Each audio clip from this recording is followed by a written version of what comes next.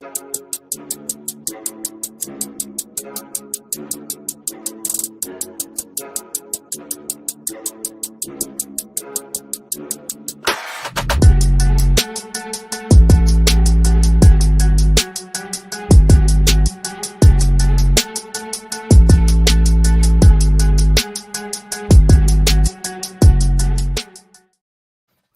afternoon, Razorback fans, and man, what a great day it is to wake up a Razorback fan. Welcome into today's Razor Recap, brought to you by Scarlet Letter, Arkansas's very own handcrafted spiked seltzer. You can check them out today. If you're in Northwest Arkansas, you can check out the Core Brewery Tap Room as well, where you can get Scarlet Letter in all their various flavors. Man, I think, waking up this morning after that victory last night was pretty incredible. After, just this week, the storylines that have went on, all the crap talking from Big Blue Nation, if we're being honest, and the way Arkansas handled business last night and Coach Cal's return to Rupp and Kentucky was it was unprecedented. Just the way things unfolded, the things worked out. Things happened that we talked about on Thursday's show about what Arkansas needed to do win. Kind of that's the things that Arkansas did. But before we dive in a little bit more, just your initial thoughts on the game last night and Arkansas coming out victorious. Yeah, my mind is blown. I've said multiple times online, and I said it to you before we started this. I don't know what team that was, because that was not the Arkansas Razorbacks that we've seen all season long. I like them. I like them a lot.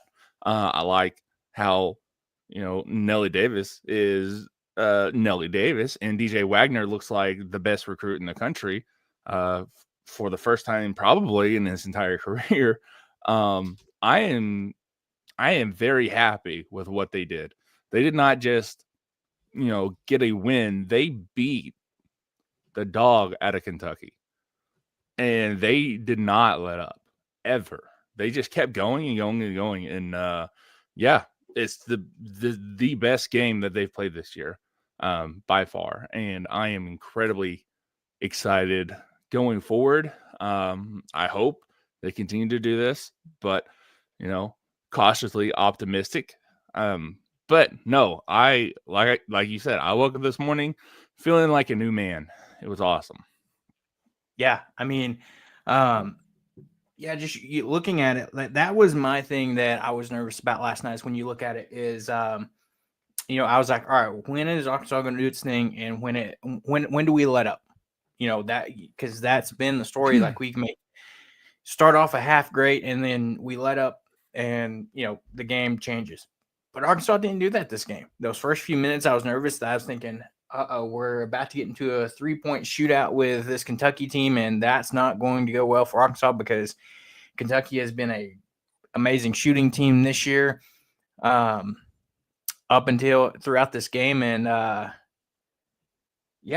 I mean, you look at it, talking about the 3-point shooting percentage, Arkansas shot 52% last night, 13 of 25, 3 of 6 from Nelly, 4 of 7 from Big Z. Brazil hit a 3. DJ Wagner, 2 of 4. Carter Knox, 2 of 3. Even a Duke Thiero, 1 of 3 in this game.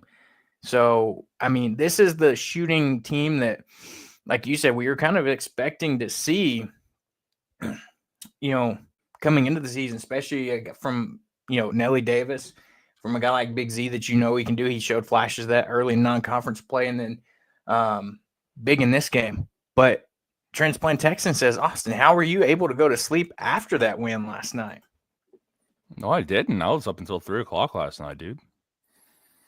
I mean, I had a job to do, obviously. I'm writing and getting other people's stuff published. But, I think I had laid down around 1 o'clock, and I was just kind of like doom scrolling. And then I just looked, and it's 3:30. I was like, oh, my God. I need to turn around, turn off my phone and go to bed.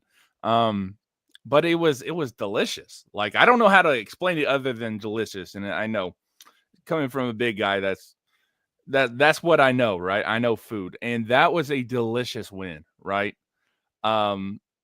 Just seeing, because I don't know if it's the turning point this season, right? I don't know if this is where Arkansas starts to, which it would be poetic, right? They need to make a movie about this season if Arkansas goes to the tournament after this. But that win was it just feels so good because the last, pretty much since March or April of last year, when we knew that Coach Cal was coming here, we have been bombarded with Kentucky fans, right? And then for like the entire season this year, we just have, one game after another proving Kentucky fans right. And then to go in there and to beat them like that after they have like 6 top 25 wins this year, that's just, oh my gosh, it feels really good. Feels really good. So, yeah, I could not sleep last night either. Yeah. I mean, it's one of those things where it's like you said, Coach Cal keeps saying in his press conferences and in videos that the media team puts out, he's like, guys, we can continue to write our own story. And I think this is part of it. It's like you said, this is something that, movies are made about. Not saying that that's what's going to happen, but like, that's the thing. Like, this is what type of season it seems to be. Like, Arkansas is doing just that. They're writing their own story. Not saying this changes the outlook for the entire season. It does some good. It kind of, the door is not 100% closed. You got a lot of work to do if you're going to do anything. But I mean, just looking at it game by game at a time, and just this game, you got to think how good Coach Cal feels about this too. I saw a video of Adu Thero on doing his post game, and he was like talking about the game and how that these guys had banded together because they said Coach Cal's had our back all season. He's like, he's worked with us, he's been behind us. He was like, it's time for us to we came out and it's like it's time to really have his back in this game. And I think that was big to show how much how much of effect Coach Cal has on these players. And that I think it's big for him too to come in. You saw a mix of different things when the intros were made, some boos, some standing ovations, some cheering, a little mix of both. Even those players were booed, DJ Adu and Big Z, but I don't think they let it get to him.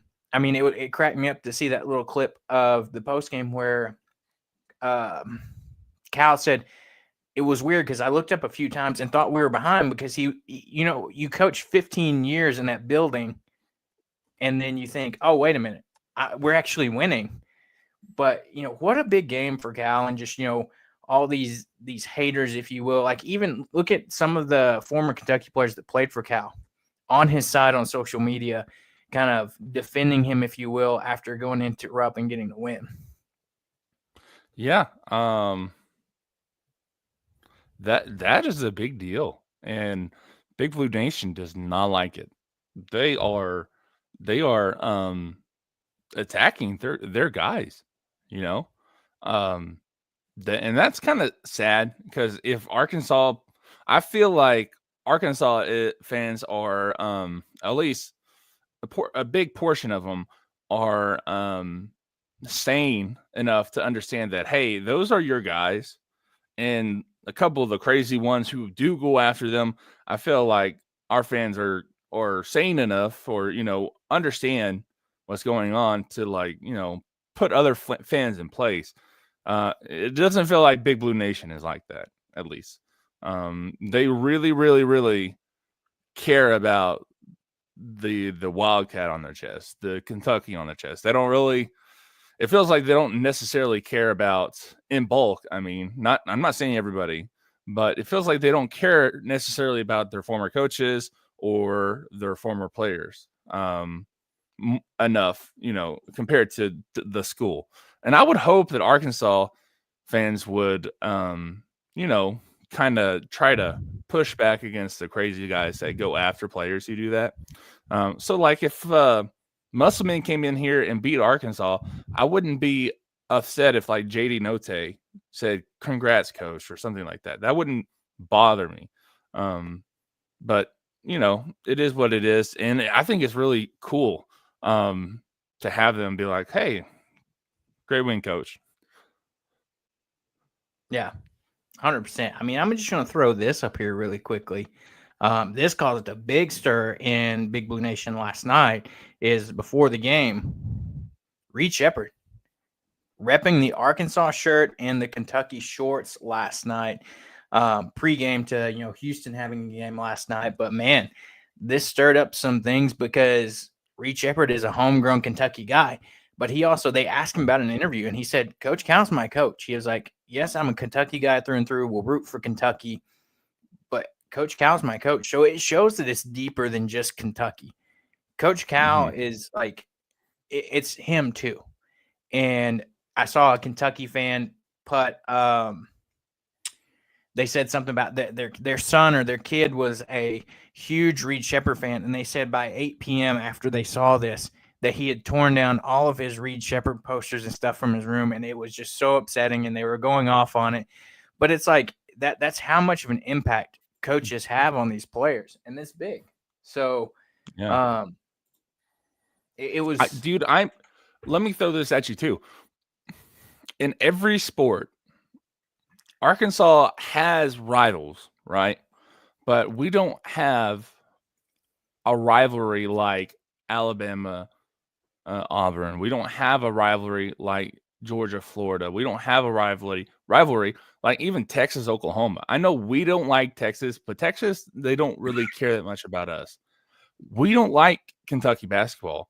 And I think this year or this situation has finally given Arkansas a true rival, right? Because and they might not say they don't like us because of this, but the thing is, Arkansas didn't like Kentucky because they stole Eddie Sutton away from us back in the 80s. So it grows, and I think that might be what starts it. But I feel like this is a real rivalry that's budding, and I'm super excited for it because I want to have that. I want to have an entire fan base that hates Arkansas, and that's their number one. Because let's be honest, Louisville, they're not the basketball school they used to be, and they play them every year, but they're not in conference. There's not anything that matters whenever they play. It's just bragging rights. When Arkansas and Kentucky plays there's conference implications. So I feel like there could be that rivalry that replaces maybe the Louisville Kentucky rivalry in basketball anyway. And I don't know, man. I'm really excited about it going forward, especially if Coach stays here for 2 or 3 years. Yeah, I mean, when you look at it too, if you think about it, like you mentioned, the whole Eddie Sutton thing back when he left Arkansas to go to Kentucky, and the whole statement of "I'll crawl to Kentucky," and all that stuff. But if you look back through history, I mean, when you think SEC basketball back through the 80s and the 90s and up until here recently, for the most part, it was Kentucky and Arkansas was kind of the two top dogs in the SEC. Now, here recently, the past 3, 4, 5 years, you've seen Alabama emerge a little bit, and Auburn get up there. Tennessee's always been decent, back to when Florida had back-to-back titles. But for a long span there, it was always Kentucky and Arkansas, in the SEC. And so I think, like you said, when you look back to it, this is big. And love what Transplant Texan says here. He said, red-blooded Razorbacks are greater than blue-blooded Kentucky when looking at overall record between the teams.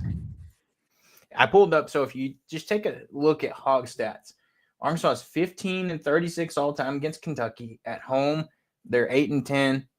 Road 6-16, neutral offsite games 1-10. So, I mean, they're ahead of us a little bit there, but I mean, if you just look at it in the past, probably 4 to 5 years or so, that's a little bit different compared to, that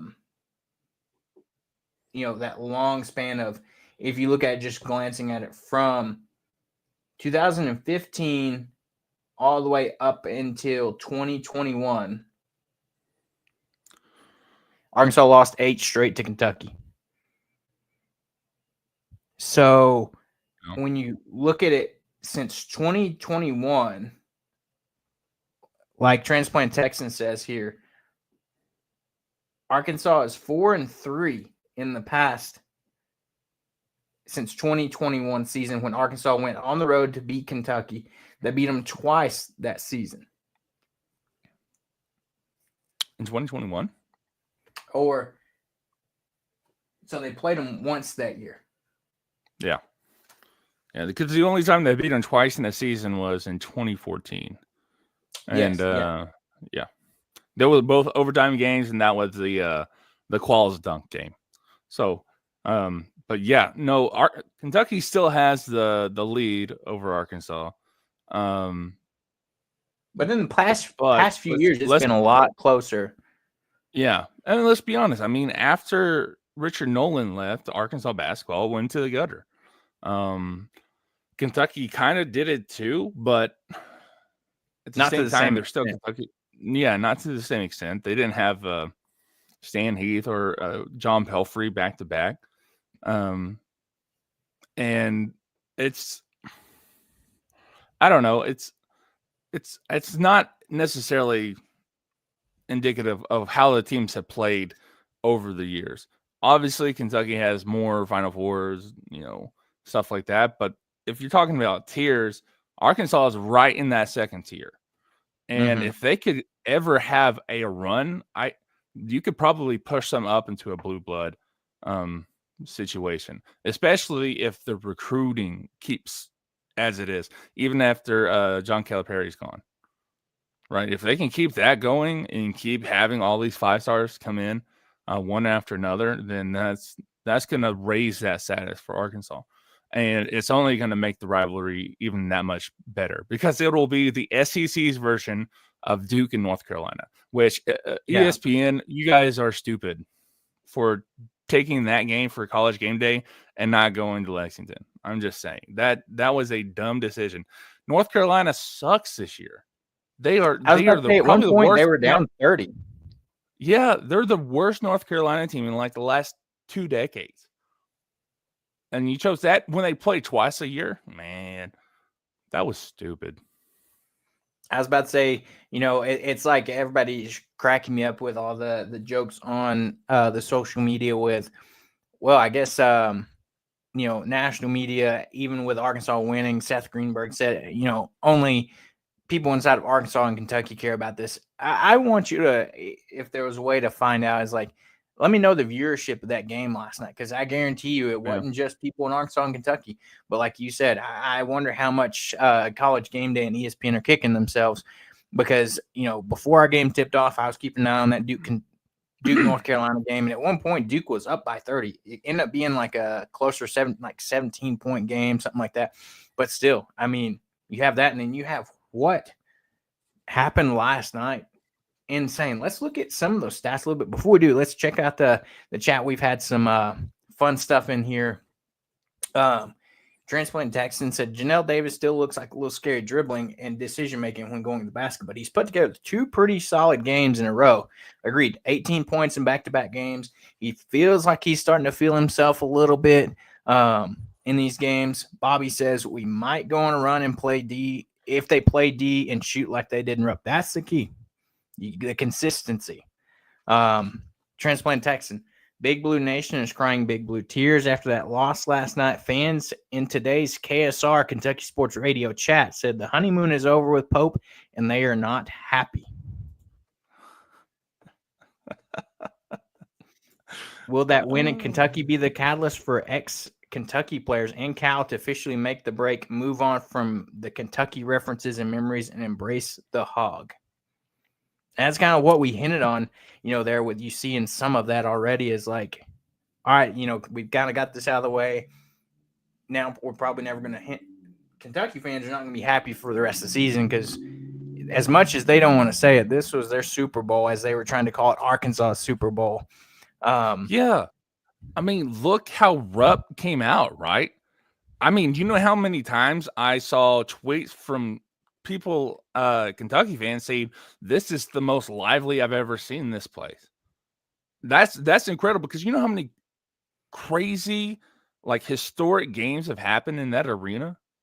Like, and to say that's the craziest, that's the loudest it's ever been, and then to completely silence them with like 5 minutes left in the game, man, that was an amazing feat what they did. Well, especially it cracked me up too. You saw the last few minutes of that game. You had Kentucky fans leaving 2 minutes before the game was over. That's not a frequent sight in Rupp Arena either. Yep, I like it. Yeah, and so let's jump awesome. over. Yeah, let's jump over and look at some of these stats. So Adu Thiero is your leading scorer last night. We can't talk about this game without talking about him. He came out, it seems like with a vengeance. 21 points on 5 of 10 shooting, hit 1 of 3 from deep, 10 of 12 from free throw lines, had 8 rebounds and 3 steals in the game, played 34 minutes. You had Nelly Davis, your second leading scorer, 18 points, 7 of 14 from the field, going 3 of 6 from deep, 1 of 2 from the line. 6 assists and 2 steals for Nelly Davis as well. And then you had DJ Wagner, third leading scorer with 17 points. He did all that in the second half, mind you. So 7 of 13 from the field, 2 of 4 from deep, 1 of 2 from the line, 3 rebounds, 8 assists, 6 of those coming in the first half. And then, like, these guys just showed out. You had Big Z with 14 points, 5 of 8 from shooting, 4 of 7 from deep, 4 rebounds, 1 assist, and 1 steal for Big Z as well. Carter Knox even seems like he's starting to put things together more and more, coming out with 10 points in this game, 4 of 7 shooting, 2 of 3 from deep for Carter Knox, which was big for him, building that confidence. 4 rebounds for him, an assist, 2 steals as well. So all these guys came to play. It's like you said, nobody really hurt us. Yeah, you saw Jonas Adu didn't really do anything for Arkansas last night, but he also didn't hurt Arkansas either. And I think that was the big thing. You had enough guys step up. Even Billy Richmond, you tweeted about it, came out when it seemed like when he came in, the game just changed. He brings that energy. He came in and had a quick big steal and big dunk. He even hit a jumper. He's usually a guy that goes wildly to the rim and it just throws up a shot. But, man, he drove, popped up for a quick jumper, and, he gave you 4 points last night, but also 2 rebounds, that steal, and some big minutes for just, a big energy boost. Yeah, and even Jonas Adu, although he didn't do much, and he pretty much had 3 fouls and a block, but that block was pretty. It wasn't even really that important, but it kind of just kept the idea that Kentucky wasn't going to go into the paint. It didn't matter what big they were going to have there. They weren't going to do it unless it was with Amari Williams. Amari Williams got whatever he wanted last night. And that's going to happen because he was the best big on the floor who actually plays like that position like it is. The thing is, Big Z isn't that. He's a stretch big, right? And we can say Brazil is the closest thing that Arkansas has to a real big that actually plays, because Jonas Adu doesn't play right now. But even him, he'll go out and shoot a shot from the outside just like he did last night. And the thing is, Amari Williams isn't bad from 3 either, but I don't think he shot. Did he? Let's see. No, he didn't have a shot from 3, which is weird. I'm not sure why they didn't do that. But who knows? He was playing however, and he got whatever he wanted. And but Jonas Adu, I mean, still he kind of had a little bit of presence down there, even though it didn't matter, because whenever he blocked it, they kicked it out and the shot at 3 and made it. But still, it set that up that the only person that was going to go in there and do anything was Williams, and it kind of just took the sail out of Kentucky's wind, the wind out of Kentucky's sail. The only thing that really kept them going is their 3-point shooting, and they still shot worse than Arkansas. And to be honest, if Jackson Robinson, he was hitting stuff from freaking Louisville. Like, he was hitting it from like nearly, 30 feet out. Like, the dude just couldn't miss yesterday. And to have Arkansas win against a team like that, it's just insane. It's like I said, it's like, if you tell me the other team shoots 10 of 23 from deep, I'm like, oh, that Arkansas is not winning that game. And like you said, Jackson Robinson and Amari Williams was the only two guys that really, like, you had some other guys that contributed, but across the board, it's like you had Amari Williams with 22, Jackson Robinson with 20, Otega Owe had 10, Ainsley Allen Minor had 12, but after that, nobody else had double-digit points. So Andrew Carr wasn't really a factor. He had been banged up. Travis Perry hit a 3. But, other than that, I mean, Kobe Brea, a guy that has one of the highest 3-point percentages in the country, 5 points. Yeah, 1 for 6 from deep. Yeah, that's insane. I'm not sure what they did with him. I'd have to go back and look, but he was a non-factor. And the thing is, you'll see a lot of people be like, well, Kentucky didn't have Lamont Butler. I'm like, what would Lamont Butler do on defense that would have stopped Arkansas from doing what they wanted to do yesterday? Right. The thing is, they might have been able to keep it closer on offense, but the thing is, and here's why I'm not like completely, as much as it feels good, I'm not completely sold on Arkansas yet. Kentucky has one of the best offenses in the country. Arkansas, I think now they're probably they're probably still not super high because they let them score 79 points. But Arkansas is like top 30, top 40 defensive efficiency. Kentucky defensive efficiency is like in the 80s, right? Arkansas played a very, mid defense. Now, what they did was spectacular. Don't get me wrong. And the thing is, if Oklahoma and Kentucky have about the same defensive efficiency, but Arkansas didn't play a very good defensive team, and I'm just a little worried that this won't carry over to when they play the Auburns of this conference. Now, Alabama, they're not super great on defense either. I think they're better Kentucky, but they have a great offense, and if Arkansas can play like this against them, maybe they have a shot to win. But still, I don't know if I'm going to pick them to win against Alabama on Saturday because I'm not completely sold that this wasn't just a anomaly. I hope it's not. I really do. But yeah, defensively, Kentucky's just not a good team. Offensively, they can score from anywhere. They can do whatever they want. Defensively, they can't really stop all that much. So, well, and that's like, if you remember Jay that was on from Religiously Kentucky Sports, that's what he said. He said, what does Arkansas do well that Kentucky struggles with?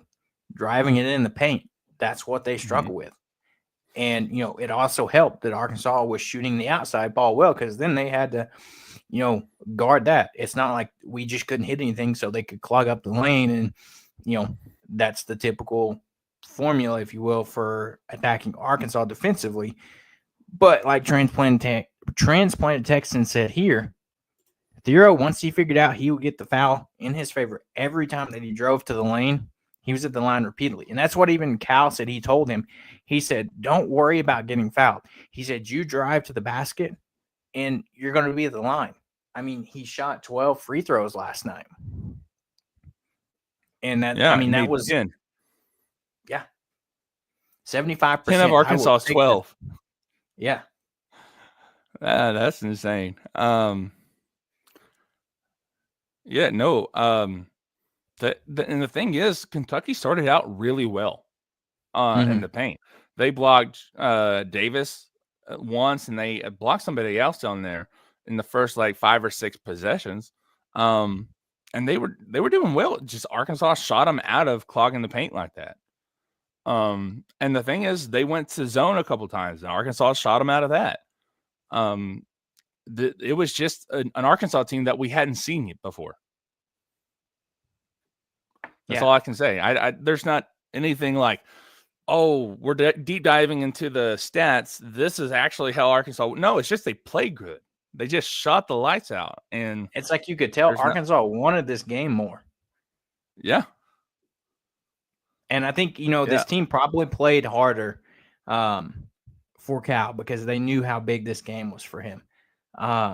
It's like transplanting Texas. The 3 transfers. Yeah. And looking at some of these comments, like transplanting Texas says, and I mean, we talked about this too. National media and podcasts have been using this build-up to Calipari's return to Kentucky to kind of farm engagement. Yeah, it's only important in a low population state of Arkansas. I call foul. I mean, this is a national-wide story. It wasn't just something. And I mean, even look at Kentucky here. I saw them talking about it too. Kentucky brought in Tubby Smith to witness what they hoped would be an embarrassing defeat of Cal and Arkansas. And they say this wasn't their Super Bowl when you bring in a guy like Tubby Smith. Yeah, it's fun to watch. And, Big Z talking about him, big 3-pointer in the second half. That was big for Arkansas. Billy Richmond, like we said, has a high motor. That steal and dunk he had, huge energy, positive momentum maker. And that's the thing that I loved about to see Arkansas in the second half. It's like we got that 10-point cushion, and we really never let them dig into it. You'd see them go down the score, but we'd come back and match it. They got it down to 7 at one point, but then I was like, okay, don't let them break into the 10s. But then they did. I was like, okay. I was like, you got to keep swinging back whenever they land a punch. You got to swing back at them. And that's what Arkansas did this entire game, especially late in the second half. Kentucky would make a run or they'd score a basket too. Arkansas would come back and counter. And so it's like Transplant Texas says, if the Hawgs can play with this intensity and manufacture turnovers in defense and make their baskets, get rebounds for second chance points, make their free throws, they will win. Then they will win. That's what they did last night. I mean, yeah, you look at it. Arkansas had 10 steals last night. So, yeah. And the thing is, I mean, let's see.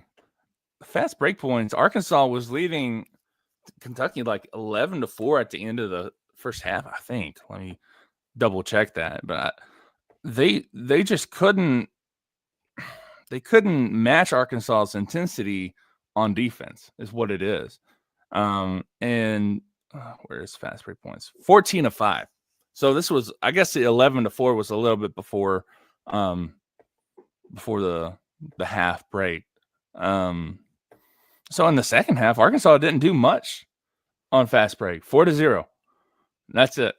Arkansas just kind of this is kind of like a hockey reference. So whenever our hockey they fight, they use one hand to push and hold the other one to throw punches. And that's what Arkansas did. They just held them out and kept throwing punches. Like, Of course, Kentucky landed some, but Arkansas just pushed them away and kept throwing those punches. And they didn't get back to that corner. They just held them out. All right.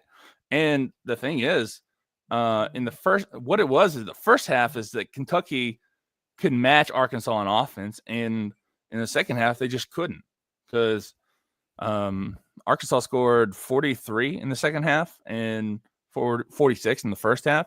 So that's crazy. I keep saying it's crazy because that's not what Arkansas's game is. They're not the team that runs up the score and other people have to catch up. Yeah. So yeah, I'm intrigued to see where they go. Yeah, 14 total turnovers forced last night.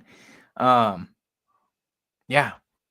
I mean, it's especially like going into Texas this week. Oh yeah, and that's another big game. Texas. Yeah. Texas isn't great. I mean, I'm not gonna say that we're just gonna win because, I mean, we're coming off of a high like this. You've got to get back to business. You can't let, It's like you see it in football sometimes. In like, when you have a big win like that, you can't let it get in the way of the next game. It's like, yeah, we won this win. We got this win. Celebrate last night. Celebrate today. Get back in the gym tomorrow and get locked back in for Kentucky. Because not say that it's got a lot of work to do, but I mean, if you're going to turn around your season for maybe a chance to potentially like be on the bubble or something, be like one of the last 4 in type of situations, it starts with this. Yeah, you're still 2-6. You're a long way from, any type of consideration. But it starts right here. You get a big quad one win here. You got to build that momentum, go on the road to Texas, take care of business. And then you got a huge opportunity Saturday with Alabama coming to town. It's another big game that if you can string together 1, 2, you're looking at possibility of turning the season around. And like to transplant Texan points, the Hogs played like Hogs last night, and they got the fan base energized. This is what they've been waiting for. And so now we got to capitalize on this energy from last night. Like Coach Cal said, they're going to come back, and then I believe they'll leave on Tuesday to head down, and it's a 8 o'clock tip-off again, of course, on Wednesday night. But yeah, the entire month of February, our Wednesday games are 8 o'clock tip-offs. But, I think if you can just come back, lock in, there's a chance that you can change the narrative of the season, like Coach Cal keeps saying. We're writing our own story here, so, this is just part of it. Yeah, and the thing is, they need, and I'm going to write something on this, but they need to keep Kentucky from being what Tennessee was to Arkansas football, right? Because the very next week, Arkansas had LSU come into Razorback Stadium and beat the crap out of them. And I know it's a little different because they're going to Texas, but you think, okay, they played one team that is, Kentucky and Tennessee are pretty similar in like culture and stuff. And then I feel like there's a little bit of rivalry between Arkansas and Tennessee. They just don't play each other enough to make it a real one. And then they go and they play another rivalry team that's, a little bit more south, and they get their butts kicked.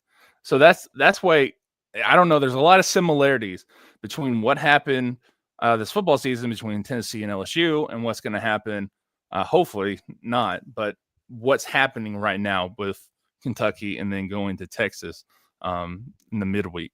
So I'm really hoping that, like you said, they keeping level ahead going into Austin, because yeah, sure, that was a big game for everybody on that basketball team, but this is a big one for Arkansas fans, right? This is a big one for the university, and I'm hoping that they get somebody to go in there and to talk to them about what this means to the university, because Arkansas and Texas do not like each other. Texas doesn't necessarily like us dislike us as much as we dislike them, but it's not a friendly relationship.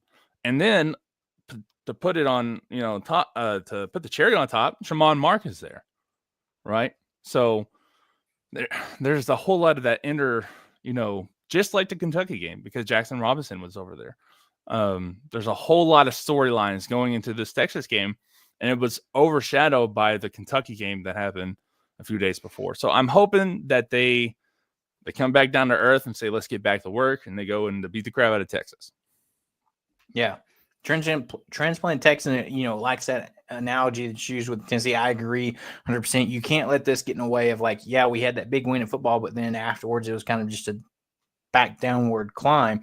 You got to use this win to build off of. That's like what we talked about. We were hoping they would build off that Georgia win. They looked better against Oklahoma, but just didn't get it done. They come back, get the week off, get refreshed, have this big win. Now you got to come back and, like I said, get locked in. You got Texas on Wednesday, and then you got Alabama coming to town on Saturday. So you've got to get ready, because you have some great opportunities in front of you. I mean, it's going to be big. And like Transplant Tech said, referencing what you said, Cal needs to bring in some homegrown former players to explain the U of A versus Texas rivalry. And whoever that may be, not sure. But, Cal knows how to get those guys motivated. He did a fantastic job of it last night. If you saw the video that they put out, like on Hawgs Plus or on the social media Friday night, Cal was motivating his players. He said he was talking about these guys. He was like, what do they need to do? And that was the word for them, fearless. He told these guys, hey, if you can go out there and play fearless, I'm going to go out there and coach fearless, and let's get this thing done. And sure enough, that's what this team did. You saw them lay it all out on the line last night, and that was big. And I'm excited to see like what this can hopefully spark out of this team. The offense, if they can take and harness what happened in this game. If Nelly is getting going, I mean, back-to-back 18-point games, if he's really finding himself, I mean, yeah, I wished it would have been earlier in the season, but I'll take it now. And then who knows, maybe maybe we get some stuff out of Adu. He played 10 minutes last night, but at this point, I think he's a guy that's just going to give you a break, whether it be Big Z or Adu or even Brazil. You know, Brazil only played 10 minutes. Still think he needs some more minutes, but, you know, it is what it is. And, you know, that this is the lineup that Coach Cal is working with. Transplant Texans says bring in like a guy like Corliss, Ernie Murray will be two great ones to bring in. So, Dude, who knows? Ryan Brewer's on the staff, so just bring in his dad. Yeah, like, hey, Dad, you don't even have to go out. Yeah, you don't even have to go like that far away. You know, you don't have to start looking for numbers in your Rolodex. There's Ron Brewer just sitting right over there. Yeah, I mean, if you can bring all those other guys in too, sure. But heck, bring Coach Nolan in. Right? I mean, he was here for a little bit in Southwest Conference, but I was about to say, that's all the games anyway. Yeah. So there's all around Northwest Arkansas. They don't even have to come out from very far away. I don't even know where I don't know where they live. Are they in Northwest Arkansas? I know Ron Brewer is in Arkansas still. Pretty sure. Yeah. But yeah, I mean, they don't have to look very far away to find guys that played. I was about to say, and I feel like those guys would make time to come in too. What's his name? Why can't I think of his name? The center. He calls Arkansas basketball games a lot. Oh, Joe Klein. His son is literally Joe Klein. Yeah. Have Joe Klein come in. He played in the Southwest Conference. No, they need to do it. I hope they do. But yeah. Anyway, I like that idea though. Yeah, good to see. And not to mention, I know it was late in the game, probably didn't have as much effect if it would have happened earlier in the game. But I enjoyed seeing some of that chippiness and that fire last night in that last minute, Nelly Davis, Billy Richmond, you don't want them, doing stupid stuff, but to see them have a little bit of fire or, just that attitude of, we know we got you, like kind of thing. So, now I don't know exactly what Billy did. He must have said something. I think he said something because, it's like Nelly walked by. Mari Wiggins. When Nelly bumped into the dude, let's just be honest. It was Nelly who started that, and I don't know why because he was talking so much trash too, more than anybody I feel, and he just went up and he's probably the shortest guy on Arkansas starting five, and he goes up to like 6'11" Amari Williams and is like, "Pop," like, what are you doing, dude? But if you got to have that like scrappiness mentality when you're like that, and as much as I don't like seeing that, and it hurting the team, and I think Jackson Robinson missed those two technicals, right? Or and I said ball don't lie because I feel like Billy Richmond shouldn't have been getting got a technical just because he was yelling. So I was like, ball don't lie. It should have been offsetting, and that's what happened.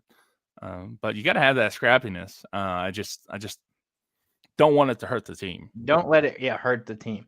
Like Transplant Texan said, he knows Billy pointed at a UK player when the ref stepped in between the sideline. You even had Ronnie Brewer kind of trying to separate these guys, and it's like you kind of saw Billy Richmond come in and kind of just like point at the guy and say something. But just don't let it hurt the team. But to see some energy like that, and some fight in this team, it's good to see. And like we said, at the end of the day, hopefully they build off of it. Arkansas will be on the road at Texas coming up this weekend. And so fantastic stuff there. At the end of the day, Coach Cal gets the last laugh as he returns from his, He returns from his returning to Lexington and Rupp Arena, getting the win over Kentucky, 89-79. Nice 10-point win. I had a feeling. This is weird. I had a feeling last night, a couple hours before the game. I said, why not? Threw a little money on Arkansas money line last night. I had a feeling. I said, okay, I'm just going to put a small amount out there and see what happens.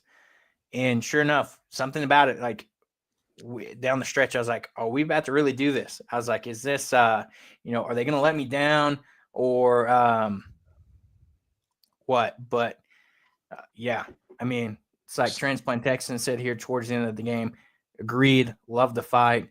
Ty says we needed that. It finally made them fight for each other.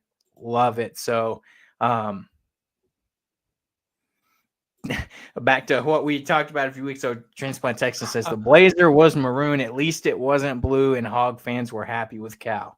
So at the end of the day, fantastic ending for Arkansas to get the victory here. And get things done. And hopefully this is the turnaround of the season they needed. It's a big win.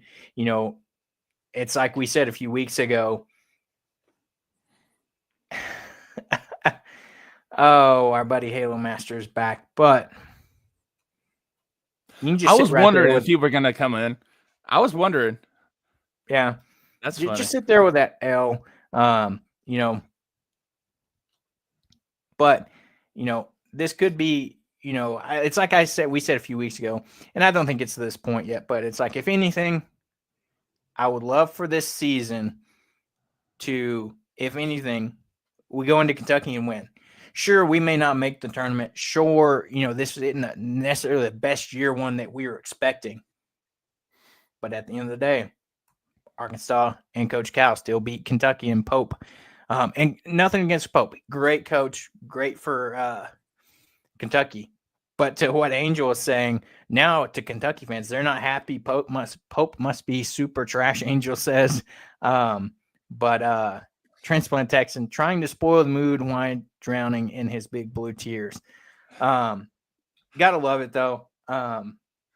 This is gonna have some excitement. I think, like we said, the Arkansas fan base needed this. As just as much as the team, the Arkansas fan base needed a big win like this to kind of energize things, and hopefully that means it's going to be a packed out Bud Walton on Saturday for when Alabama comes to town. That'd be another great opportunity to take advantage of. If you can get some momentum going, they're another team that likes to shoot it from deep well. And if you can force them to have a bad shooting day, or if you can shoot well enough like this, maybe next Sunday we're talking about Arkansas, knock on wood, hopefully getting a win over, a top tier Alabama team as well. So, Transplant Texans grant, I will. Hog won the game, and Hog fans won trolling rights for up until next season. Unfortunately, this isn't a 2-game series. I wished it would have been, but Hogs win it for this year. We'll see what the SEC does next year as far as scheduling goes, and hopefully they give us a 2-game series next season. That'd be great. But we'll kind of wrap that up. As much as I want to continue talking basketball, we got some other things to talk about before we get out of here at the end of the day. Arkansas Gymnastics went on the road this weekend to number 1 overall team in the country, Oklahoma. Failed there, unfortunately, but has some great things going on there. They'll come back home this Friday to take on number 2 Florida. So in the past 3 weeks, Arkansas Gymnastics we beat number 3 LSU. You had a meet against number 1 Oklahoma. Now you have number 2 Florida coming to town. It is a gauntlet in the SEC and gymnastics as well. It's like we talked about with baseball. Gymnastics is the same way. So, hopefully they can come back home and get another big win there. And then we'll jump over to Arkansas baseball. Had another scrimmage this weekend. But before we do, baseball season is just very close to getting here. And if you haven't yet, go check. You need some sunflower seeds for the game. Go check out Smackin' Sunflower Seeds. Smackin' Sunflower Seeds have the bold flavored jumbo size snacks that pack a punch. With unique flavors like cinnamon churro, garlic parm, backyard barbecue, Smackin' Sunflower Seeds are crafted in small batches to ensure top quality. Plus, with only 380 to 540 milligrams of sodium per serving, they won't leave your mouth feeling like sandpaper. Compared to other sunflower seeds, order now at smackinsunflowerseeds.com and enjoy free shipping on orders over $50. Plus, a free cinnamon churro sampler with every purchase over $50. Don't settle for the ordinary. Grab a handful of Smackin' Sunflower Seeds and elevate your snacking game. You can use variety code Variety Sports for 15% off your order. Order them now. The season's right around the corner, and we can't wait. But Arkansas had themselves another set of scrimmages this weekend, and they got things kicked off on Friday where some of these guys continued to do what they did. We'll talk about the pitching first. This one you had on Friday, you had Gabe Geckel get the start for the starter team that if you will, had a great outing. 2 2/3 innings pitched there, allowed 3 hits, 1 run, and then 3 strikeouts on the day. Aiden Jimenez came in relief for an inning. Glad to see him getting more reps under his belt as he's working his way back and ahead of schedule on his injury from last season. He 2 hits, had 1 strikeout, 1 walk. Parker Coyle, 2 innings, allowed only 1 hit, 3 strikeouts. He's the guy that we talked about. Don't sleep on this year, as this pitching staff's going to be deep. And then Christian Fouch finishing things up in the final third, comes out there. He's going to be a great closer for Arkansas this year. And then on your other squad, you had Ben Bybee getting a start in this one, a guy that we talked about as a veteran guy that so he came in, got the start for the other squad. 3 innings pitched, 3 hits, 2 runs, 2 earned runs, 1 walk, 1 strikeout. You had Tate McGuire come in for an inning and a third, 4 hits allowed, 4 runs, 1 strikeout, 1 walk. Not the best day for him. Dylan Carter comes in an inning and 2/3, 3 hits, 1 run, 2 walks, and 2 strikeouts. And Christian Fouch came in for that team as well for an inning and had 2 strikeouts as well. So another decent day from the pitchers as they are continuing to get ramped up. You saw Gabe Geckel, I think he's pretty well slotted in to be your Friday night guy. Yeah, and what do you call it? I was more impressed with Jimenez coming in and doing what he did. It was just an inning, but only giving up 2 hits and an earned run and getting 1 strikeout. I mean, that's not bad. And I like seeing that going forward. And he might not win a starting spot this year, but he could. I don't know if he could be a closer or not, but he'll definitely help in relief, But let's see. Yeah, Fouch. I mean, his stat line's pretty good, right? 1 in a third inning, and he only gave up 2 hits. What was it? 2 hits? No. Oh, he had 2 strikeouts. He didn't give up a hit, nothing. So yeah, I'm excited for that. I can't remember who else we've talked about who's going to be a closer though. Do you remember who Hawgs was? You have a lot of possibilities. You have now you got me blanking on names. Yeah.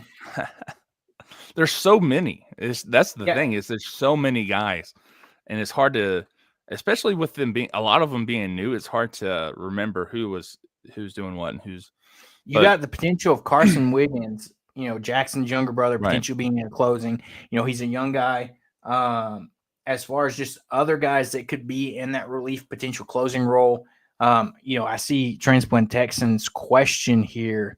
How is pitching going to look? This staff look compared to last season? We'll be able to keep all of our starters for the bulk of the season or longer. As far as how this staff looks compared to last year, I think we're much deeper than last year. And if you missed it, go check out our episodes a couple back with Razorback Hawgs. We dived into pitching a couple weeks ago, where this is a deep staff. You're looking at a starting rotation of Gabe Geckel, Zach Root, and Landon Beetlecheese. Transplant Texan said, "Who is our closer? Is he new or carryover from last season?" Our closer is probably going to be one of the guys. Probably your main one is going to be Christian Fouch. He's a guy that came back from last year, had a sub-1 ERA, which is, and approaching Cops level of like just come in and shut them down. It just depends as far as behind him. Guys out of the pen, probably Will McIntyre. You've got Aiden Jimenez that's coming back. Colin Fisher, a guy that did fantastic in midweeks last year as a starter before he got hurt. You got him back. Hunter Dietz, a guy that, had one outing last year before he got hurt. He should be back. Carson Wiggins, as I mentioned. Cole Gibler, a guy that Razorback Hobbs is super high on, a guy that, wasn't necessarily expected to come out and make an impact. But, the same was thought for Gabe Gecko last year. He was a guy that as a freshman came out and kind of surprised a lot of people with what he was able to do. We'll just take a look at Saturday's pitching stats real quick. So for that starting squad, you had Zach Root come out and get the start, and that's one went 3 innings, allowed 3 hits with 5 strikeouts and 1 walk in 3 innings there. Cole Gibler came in for a third, 2 hits, 5 runs, so not the best day for him, 1 strikeout. Colin Fisher, inning and 2/3, 2 hits, 2 strikeouts for him with 1 run. Then Eves came in for the final inning, 1 hit, 1 walk on that. And then for the other squad on Saturday, you had Gage Wood get the start. Gage Wood's another guy that could come in and close. He's a guy that you think was he played key down the stretch last year with some of the starters struggling, but he's a guy that I could see closing. He's also a guy that if some of these other guys struggle, can be inserted in. I'm going to guess in this first series we have that's a 4-game series, you're going to see those guys I mentioned earlier as those first 3 days. But it wouldn't be surprising to see Gage Wood get the start here on that Monday game of this 4-game series against Washington State. He came in 4 innings, 1 hit, 3 strikeouts in 4 innings. So he came in and shut guys down. Will McIntyre, 2 innings and 5 strikeouts for Will McIntyre. He's a guy that I think he's back another year. He struggled a little bit last year, but I think that was just because depth got a little thin at the end. So he had to pitch more innings and he was getting worn out a lot. But with the depth that we have, I think he's going to play a key role. Will McIntyre's a fantastic, experienced guy, veteran that you're going to have coming out of the pen for Arkansas this year. And he could start some midweek games too. He's done it all. Will McIntyre's been a starter, a long reliever, a closer. He's just that type of guy. And then Eves also came in for this other squad with an inning and had 1 strikeout as well. And like Transplant Tech said, if you don't necessarily follow baseball closely, Gage Wood is a guy. He's a high energy guy. He's a guy that comes in with a lot of motion and plays hard. He was big down the stretch last year, and I think he's a guy that Dave really likes. And before some of the transfers came in last year, was a guy that he really thought could be in a starting spot this year. But he could be a guy that he closed some last year. He has that intensity to close. He can be a key closer. It'll be interesting to see what happens there. But like the comment section, I see you're talking about hitting. That's going to be noticeably different, I think, this year for Arkansas.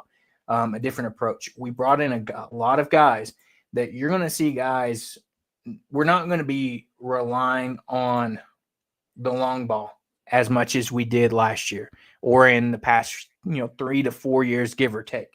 That was kind of the critique about Arkansas, is like it's either long ball, home run ball, or nothing. We wouldn't put runs in play. Home runs are great, but you can't count on them 100%. And I think you even said it a few weeks ago. Austin was like, it's going to be fun to see this team play some small ball. Mm-hmm. If you look at the starting, weird. It's going to be weird too. The starting squad on Friday's game, we'll back up a minute for Friday. You had 27 at-bats, 10 hits, and 7 runs scored. Nolan Souza and Ryder Helfrich had home runs in that game on Friday. And you're going to see this team run a lot more. Sure, we might get thrown out some, but I think that's going to be a difference. You're going to see guys trying to steal bases. You're going to see guys running a lot more. And that's what we did. And like Transplant Texan said, gorilla ball was the theme last year. Feast your family with runners consistently left on base. That was the key words.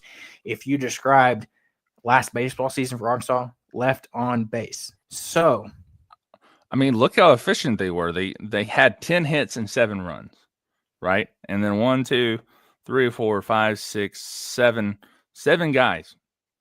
7 guys on the team got an RBI or a run. Not everybody got an RBI. Everybody got a run. So everybody's out there, getting on base, and then they're actually capitalizing whenever they get into scoring position. And that's what we've been asking for forever. And they only had 2 home runs. Let's see. Helfrich had a home run, right? Helfrich and Souza for the starting squad had home runs. Yeah.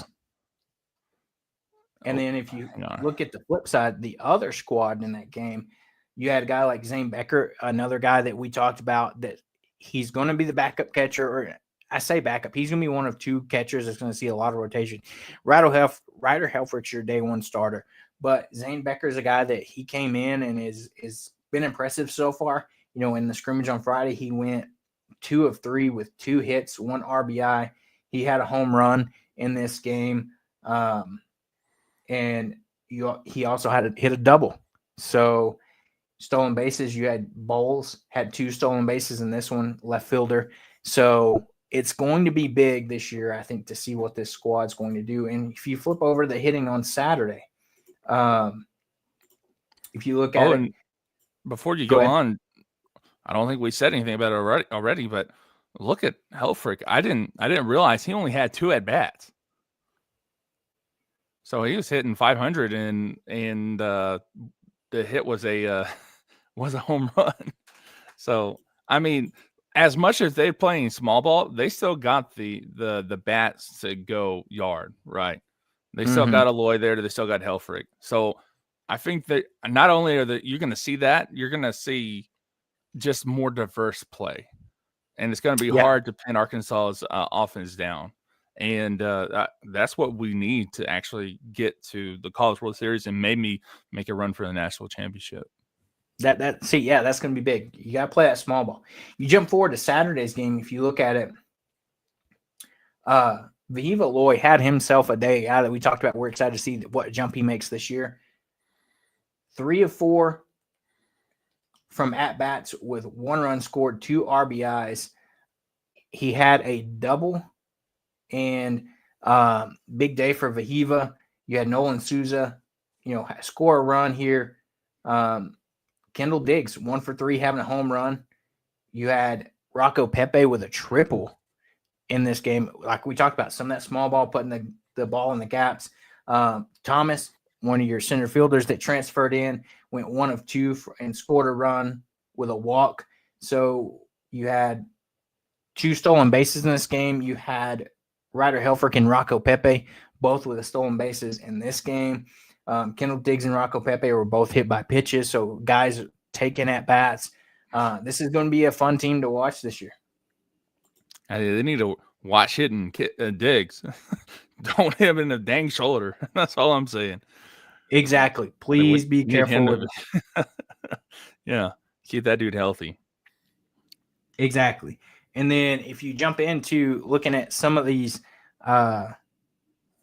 for today's game, as they had finished up their scrimmages today.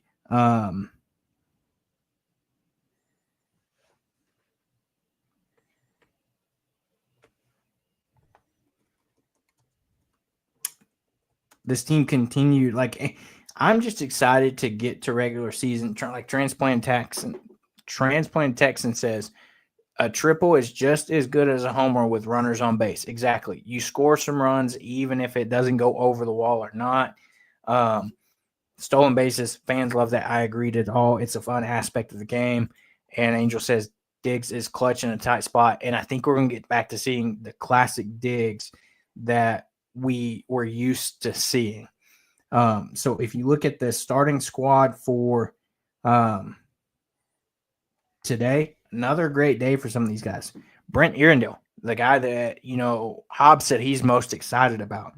2 for 3 with 2 runs scored, 2 RBIs, a walk, and he also had a home run. He is a guy that, a lot of other SEC schools want, like Hawgs said, turned down a lot of money to come to Arkansas. Going to be fantastic there. You had Rocco Pepe 2 for 4 today with 1 run. Nolan Souza 1 for 4 with a run and an RBI. You had Justin Thomas and Helfrich also hit a home run alongside Brent Arundel. Nolan Souza had 2 stolen bases. Rocco Pepe with 2. Justin Thomas, Bahiva Loy, they were really running in today's game. And that's just an idea of what you're going to see this year. This team is going to run a lot more. You're going to see a lot more, I think, balls put in play instead of, it's not a home run. It's either going to be caught at the wall or it's just that's what you're going to see. For that other squad. He's talking about speed. Yeah, everybody on this team has speed. There's just a couple big, you have a couple guys that are a little bit bigger. You think Big Country, Reese Robinette, and then Michael Anderson are 2 guys that aren't going to they can still steal some bags, but they're not going to be your absolute fastest guys on the team. For that other squad, you had Michael Anderson hit a home run. You had Cam Kozel, the guy transfer in from Vanderbilt, steal a base as well. And if you look at some pitching, and today, Landon, the Big Cheese, we're going to call him the Big Cheese, Beetle Cheese. It's going to be fun to see announcers saying that. He said everybody just calls him Cheese. 3 1/3 today, 2 hits, 6 strikeouts in 3 1/3 innings. You had Felder come in for 2 2/3, get 2 strikeouts, allowed 2 hits, 1 run. On the other side of it, you had Carson Wiggins get the start today. 2 innings, 1 hit, 1 run allowed, 3 walks, unfortunately, and then 1 strikeout. So he's got some development to do. Davis, 2/3 of an inning, 5 hits, 5 runs, 1 strikeout. Not a great outing for him today. Tag Andrews, 2 1/3, 2 hits, 1 strikeout. And then Williams, 2 innings for 2 hits, 1 run, and that 1 run being earned. So overall, you're going to see a little bit different team for this year. And like Transplant Texan says, sounds like DVA just put together the recipe for an exciting Hog team for fans to get behind. Really hoping it comes to fruition. I agree. He was very much aware of, if you caught his post game at the end of last year, he really understood that this team couldn't rely on the long ball. And, that was the struggle at times that they could hit the deep ball, but, that he understood, what struggled for Arkansas where they couldn't keep up with some of these other teams. And I'm excited. Transplant Texan says men's basketball has Big Z, and then you love to see baseball has the Big Cheese. Great names, combinations there. Ty says, do any of our catchers have good arms? I think Ryder Helfrich has improved his arm as well. I'm not 100% sure about the other 2 guys that we've got between Zane Becker and Elliot Peterson. They're guys that we're gonna have to wait and see. I think Ryder Helfrich has really developed this past offseason, not alongside his offensive capabilities, but also being able to throw out guys. I think that's what is going to be interesting to see in his growth from, we always talk about that freshman to sophomore jump. That's what's going to be fun to see with several of these guys that played as true freshmen last year. Right. And that's the thing about Becker is that he's kind of like he might be taking that second spot up from Helfrich, but I think that might be the difference in who actually starts. Other than Helfrich actually having, I think probably has a better bat. But they really just need to we really need to see it because the stats that we have, we don't show any like picked off bases or anything like that. And neither one of us could actually go out there and watch them this weekend.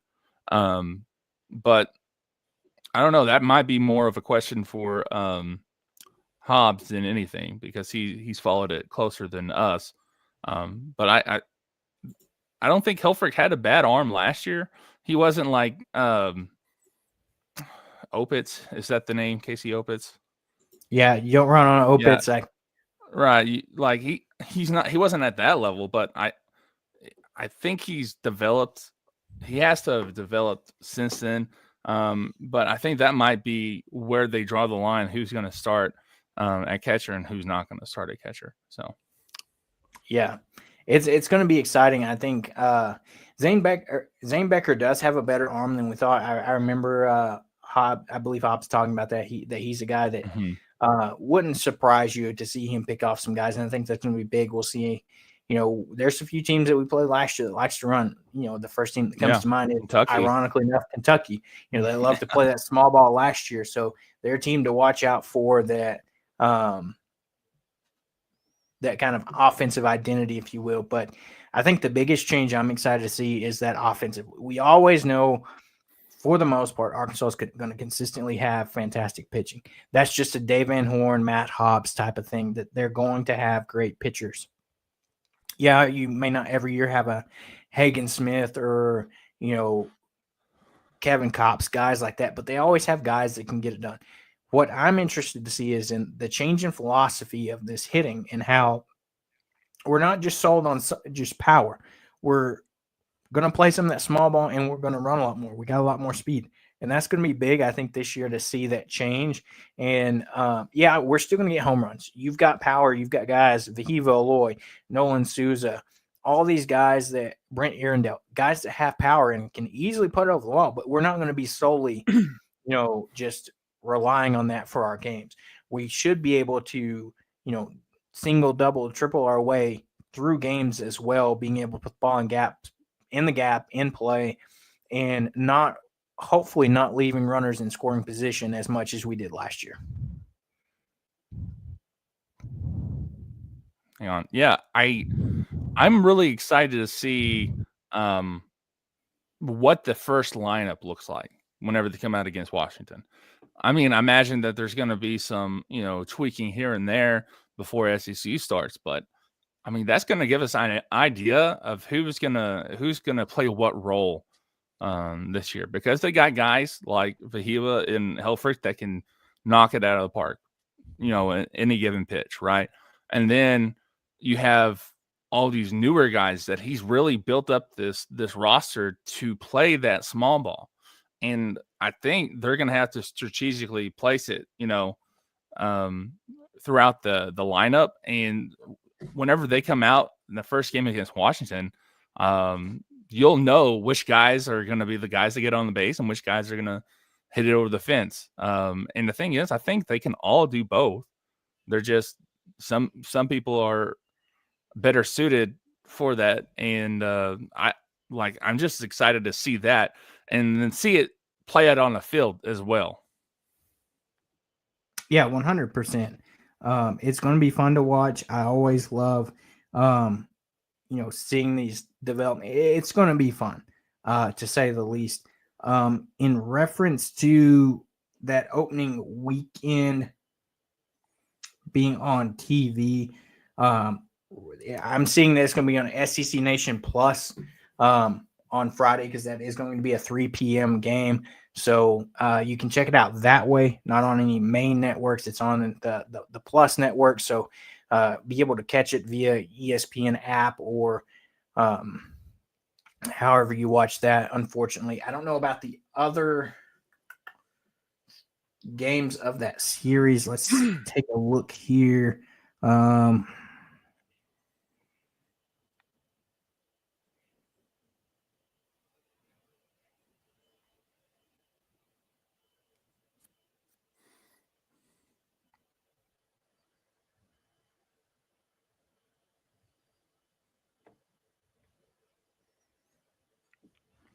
Yeah, you know what I don't like, though, is that the college baseball series that they do in Arlington, it's going to be on Flow, I believe, Flow Baseball. And that is Flow Sports can get out of here. Yeah, man, that's ridiculous. And they're going to go against Kansas State, TCU. I mean, that's going to be a huge game. And then Michigan. That just sucks, man. I don't want to go buy the subscription just for 3 games. But I'm gonna, most likely. That or somebody's going to be streaming it somewhere not encouraging this, but you can go find somewhere. Somebody's going to be streaming it for all the Arkansas fans ESPN out there. though. Yeah.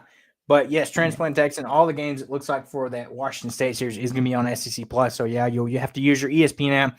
Flow Baseball, is it a paywall? The answer is yes. It's a weird network that they're the network of some smaller conference. I don't remember off the top of my head what it is, but Flow Baseball is usually what they use for that Arlington series down in Texas because they have like 3 or 4 weekends of that. And for some reason, they choose Flow Baseball to be the TV provider for that series. And yes, you have Like to, the, it has a paywall. You have to subscribe to it. And then every year, it never fails. People have issues trying to cancel their subscription after that weekend's over. And it's just a big mess. So, it would be nice. Transplant Texan says YouTube always has a stream. So, yeah, go out there and find your stream somewhere on YouTube or even Twitch. You know, they've got streams out there as well that you can find. Somebody is streaming it somewhere or some way. Yeah. I mean, there's ways around it. Not telling you can do it. Like, I'm not encouraging anything here. Just whatsoever. Saying that there's ways that you can watch the games out there if you have the time. Yeah, and I'm going to leave that. it at that. That's what really ticked me off about last year is because that Oregon game was on there, and I couldn't watch it. I had to listen to it and just follow with it on Twitter, and it was probably their best game of the season. I mean, history was made with the game. Hagen Smith had his amazing outing, 17 strikeouts. Right, and most Arkansas fans didn't get to watch it. The country couldn't watch it because it was on Flow freaking Sports. Stupid. Yeah. Pigpen says now we got to get Kentucky in baseball to finish the sweep. Let's go ahead. That would have been funny if they'd have played in football. And you know what's unfortunate about that, Pigpen, is we don't play Kentucky in baseball this year. Mm-hmm. I think they're one of the teams that rotate through the East and West, if you will, even though there's no divisions in East and West in baseball. It's like we rotate through, like we have some teams that we don't play. And then you also got to think about the additions of Oklahoma and Texas as well. Like we have Texas coming to Fayetteville, and then you don't play Oklahoma this year, but that changed some issues in the scheduling as well. Like we don't play Mississippi State this year, do we? Yeah, we don't play Mississippi State either. Hawgs lives in Mississippi, and he was talking about how he wanted to. Usually, that's a game he can go to, but unfortunately, since they had the changing of schedule, they had to adjust that. But I will say, Arkansas does play Kentucky in softball, and our softball team is pretty dang good. And that series will be here in Bogle on March 28th through March 30th. So softball can help us out there. And that sweeping. Pigpen says, oh, yeah, they handed us that manufactured Missouri rivalry. I'm glad to hear you say that because I'm not the only one. A lot of people say you can't manufacture a rivalry and call it a rivalry and say, here you go. It just doesn't work that way. But like in football, it's kind of becoming one mostly because of drink. But basketball, baseball is not even a thought. No. So yeah, there's only really one in football because we can't win against them. And people hate that. Yeah, agreed. And so, yeah, fantastic weekend for Arkansas sports. Love to see Arkansas getting the big win, Cal getting the enjoyment and victory in his return. Arkansas baseball scrimmaging again with the optimism continuing to heat up. And, we're just right there, a week and a half away from, 12 days, because opening weekend is the 14th. Today's the 2nd, so you're under 2 weeks. Valentine's Day is the opening weekend. I know my wife and I, we are doing our Valentine's Day dinner earlier, and we're going to spend Friday at the ballpark on Valentine's Day watching some Arkansas baseball. So I'm excited for it to get here, and it can't get here soon enough. But you know what's going to get here before that? Come check us out at Creekside Tap Room this coming Saturday, February 8th at 3:30. If you're in the Northwest Arkansas area, or if you're in drivable distance. Not saying you have to, but it'll be fantastic if you want to come out, come watch and support the show in Siloam. We're going to be there 3:30, probably hour and a half, give or take, because we do have the Arkansas basketball game that evening against Alabama at 7 o'clock is tip-off, I believe. And so, come out. Creekside Tap Room has all the brews from across Northwest Arkansas, all the in-state brews. They even have our fantastic sponsor, Core Scarlet Letter. They have their that as well. So come check out them. And if you're into the smoking game, Ash and Ember right next door as well. So come check us out. We'll be there 3:30 till probably give or take 4:30, 5 o'clock. So come check us out. It's going to be a fun time. Austin and I'll be set up there. We'll be taking some questions. Hobbs will be online with us. Hopefully he's feeling better.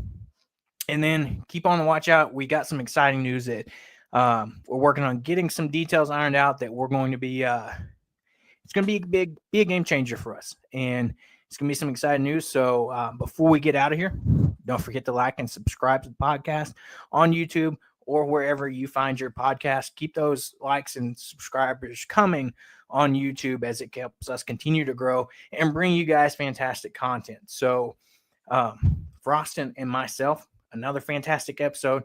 Arkansas gets the big win. Can't wait to see. Hopefully we build on that.